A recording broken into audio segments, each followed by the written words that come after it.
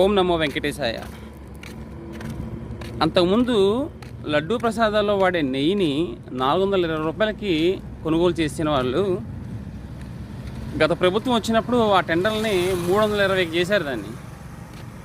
అంటే ముడి సరుకు కల్తీ అవ్వకుండా ఎందుకు ఉంటుంది? ఇంకా ఇప్పుడు మార్కెట్లో సరుకు 10 రూపాయలకి అమ్ముతున్నాడు అనుకోండి, ఎవడన్నా నువ్వు 9 రూపాయలు కడగడం దీని ధర్మం, లేదా 8 రూపాయలు అడుగు.